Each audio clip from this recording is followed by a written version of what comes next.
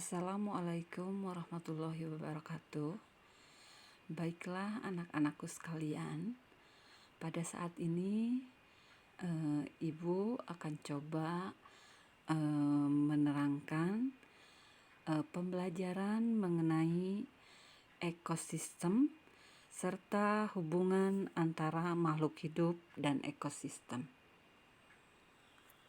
Pada saat ini di dalam kesempatan ini kita akan mempelajari bahasa Indonesia, IPA dan juga SBK. Pertama-tama kita pelajari dulu macam-macam ekosistem. Kalian boleh lihat di sini, ekosistem itu terdiri dari bermacam-macam. Ada ekosistem hutan, air atau sungai, ada ekosistem darat, dan juga ada ekosistem gurun pasir di sini ya. Sekarang mengenai hubungan makhluk hidup dan ekosistem. Kalian bisa baca apa itu hubungan makhluk hidup dan ekosistem. Di sini kalian bisa baca. Kemudian kita lihat yang selanjutnya. Di sini ada rantai makanan. Seperti yang kita ketahui, rantai makanan merupakan proses makan dan dimakan oleh berbagai makhluk hidup yang ada pada sebuah ekosistem. Pada gambar di sini terlihat tumbuhan hijau menghasilkan makanan yang akan dikonsumsi oleh hewan konsumen tingkat pertama, lalu hewan konsumen tingkat pertama dimakan oleh hewan konsumen tingkat kedua, kemudian begitu seterusnya hingga hewan tingkat tertinggi mati dan diurai oleh pengurai. Selain ketergantungan makhluk hidup melalui rantai makanan, banyak makhluk hidup lain yang berhubungan dengan cara yang khas. Hubungan dua makhluk hidup yang berbeda dan sangat erat kaitannya disebut dengan simbiosis. Di sini kita lihat simbiosis, hubungan antara makhluk hidup. Terdapat 3 jenis simbiosis, yaitu yang pertama simbiosis mutualisme, simbiosis parasitisme, dan komensalisme.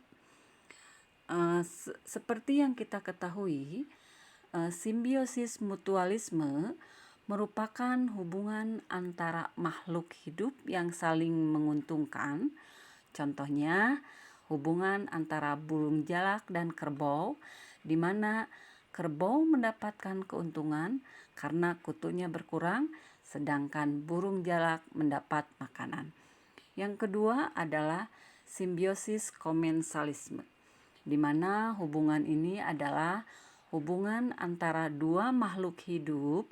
Dalam hal ini, makhluk hidup yang satu mendapatkan keuntungan, sedangkan makhluk hidup yang lainnya tidak dirugikan. Contohnya adalah hubungan antara tumbuhan anggrek dan pohon yang ditumpanginya. Yang ketiga adalah simbiosis parasitisme, di mana hubungan antara makhluk hidup, dalam hal ini makhluk hidup yang satu mendapatkan keuntungan, sedangkan makhluk hidup yang lainnya mendapatkan kerugian. Contohnya, hubungan antara pohon mangga dan benalu, di mana benalu dapat hidup subur karena menghisap zat dari pohon mangga, sedangkan pohon mangga lama-lama akan menjadi kurus dan lambat laun bisa mati. Yang selanjutnya kita menginjak ke SBK. Di sini kita akan belajar tari tuluk langai. Apa itu tari tuluk langai? Tari tuluk langai yaitu tarian menceritakan tentang alam, di mana di dalam tarian itu Penari menirukan aneka gerak hewan seperti unggas, kelinci, monyet. Tarian ini biasanya ditarikan sebagai penutupan prosesi pengobatan yang dilakukan oleh ahli pengobatan tradisional suku Mentawai. Tujuan tarian ini adalah memberikan penghiburan kepada si sakit agar mereka segera sembuh. Demikian presentasi dari Ibu. Selamat mengerjakan tugas-tugas kalian. Tetap semangat belajar.